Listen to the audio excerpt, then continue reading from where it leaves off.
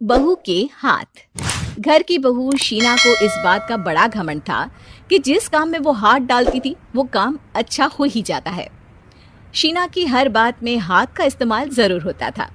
एक दिन शीना का पति आकाश उससे कहता है, कल जो वो भिंडी बनाई थी ना तुमने, वाह वाह वाह वाह, मजे आ गए। मैंने अपने हाथों से बनाई थी।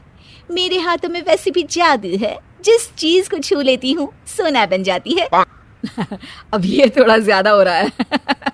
मतलब अगर हर चीज को छू के सोना ही बना देती हो तुम, तो हमारे नाम के पीछे भी अंबानी लगा देते हम। चुप रहो, मुंह पे हाथ रख लो, कुछ भी बोलते रहते हो। शीना की सास बगिया से पूजा के लिए फूल चुन रही थी।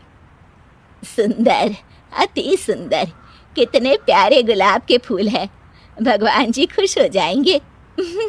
मैंने अपने हाथों से जो पौधा लगाया था, मेरे हाथों की कोई भी चीज बेकार नहीं जाती। हाँ बेटा, सही कह रही है। इसीलिए तो तुम्हारे पिताजी से मैंने अपने बेटे के लिए तुम्हारा हाथ मांगा था। और उन्होंने हाथों हाथ में मेरा हाथ आपकी बेटी के हाथ में दे भी दिया था। हाँ बेटा, वो तो है, पर मुझे ये बता, तू ये हर बात में हाथ क्यों बीच में लेकर आती है?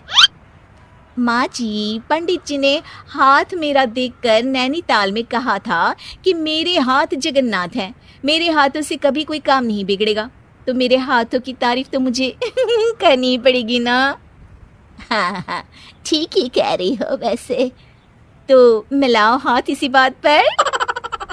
शीना को न सिर्फ इस बात पे गर्व था कि उसके हाथ से सब अच्छा होता है, बल्कि घर के सारे काम भी वो पहले अपने हाथ से करती, फिर कोई दूसरा उन कामों को कर पाता। एक दिन शीना कपड़े धो रही थी। अरे घर में वॉशिंग मशीन है तो सही, खुद क्यों थक रही हो? कपड़े पहले मेरे हाथ से धुलेंगे, फिर वॉशिंग मशीन से। पहले हाथ की सफाई, फिर मशीन की धुलाई। अगर आज डाकू गब्बर सिंह होता ना, तो वो ये हाथ मुझे दे दे ठाकुर, तुमसे जरूर कहता, और मैं तो दिलवा भी देता तुम्हारे हाथ।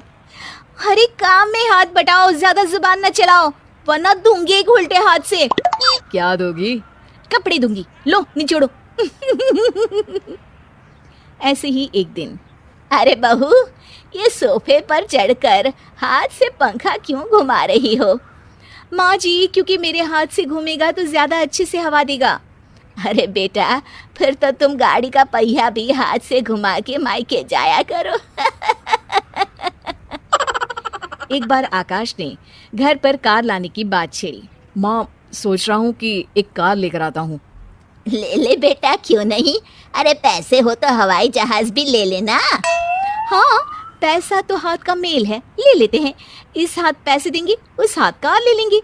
मुझे तो लगता है कि बहू कार भी अपने हाथों से धक्का लगाकर घर लाएगी। वो तो नहीं करूंगी, लेकिन सबसे पहले स्टीयरिंग पर हाथ मैं ही लगाऊंगी, ताकि गाड़ी का आना शुभ हो। अरे घर ले आने तो दो, फिर हाथ लगा लेना। लेकिन शीना नहीं मानती। अगले दिन ही सब कार लेने जाते हैं। शीना सेल्समैन से कहती है, भैया ये कार बहुत पसंद है, पैक कर दो। अरे ओ भाग्यवान, 2 मीटर कपड़ा नहीं है जो पैक करवा ले, जरा चला कर तो देखने दो। यस सर, बिल्कुल, टेस्ट ड्राइव कीजिए ना। अरे नहीं नहीं, सबसे पहले मैं हाथ लगाऊंगी गाड़ी को, मेरे हाथ अच्छे हैं। अरे यार, हाथ तो मैं भी धोता ही हूँ, और आजकल तो सैनिटाइजर से भी धोता हूँ। मेरे काम में हाथ ना अड़ाओ।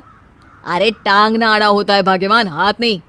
शीना ड्राइविंग सीट पर बैठ जाती है और आकाश उसे गाड़ी के फंक्शंस समझाता है। देखो शीना, ध्यान रखना, ये है स्टीयरिंग, इससे राइट लेफ्ट जाएंगे।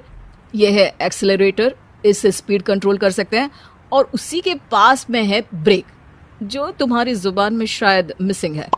ठीक है, ज्यादा भी सिखाने की जरूरत नहीं है। मेरी माँ तो कहती है कि मैं अगर अपनी शुभ हाथ लगा दूं तो जग घूम जाए। तो ये स्टीयरिंग क्या चीज है?